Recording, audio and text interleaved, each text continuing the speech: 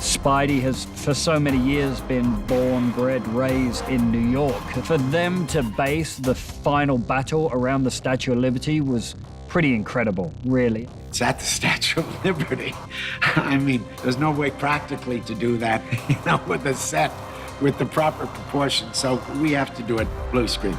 That shot where we all land on the crown is one of the hardest Spider-Man landings I've ever done, because the crown was just so uneven, and in the Spider-Man suit you can't see anything, and I was really trying to land in the most iconic Spider-Man pose.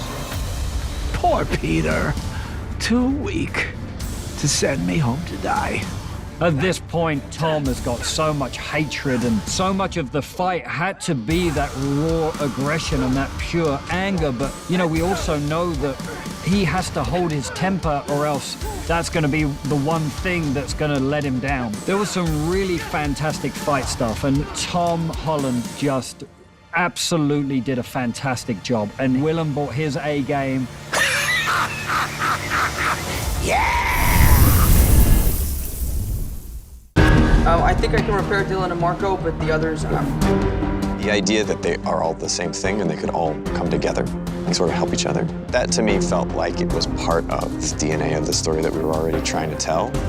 And that gave me an entry point to actually get them together so that it was a story element and an emotional thing. You're okay. I got you. I gotta go. Yeah, I got it. You okay? They grow and they change and they evolve from different writers to different artists. And in the case of the films, different actors. That's why the Marvel characters have persevered so long through the decades. And then you have the fun of starting to pitch it to the actors and doing something that is worthy of their time and of their energy and stepping back into this role. I had butterflies in those meetings with Toby and Andy, hoping that they would sign up. This is Peter Parker, Spider-Man, Spider-Man. There are other me's from another dimension. This is the wizard that I was telling you about. Watching Tom through this journey from the first movie into now has been so rewarding. The first movie is about Spider-Man really wanting to prove himself to Tony Stark and working so hard to do that he ends up screwing up and making things a million times worse. Like, that's just exactly how I felt on the first movie.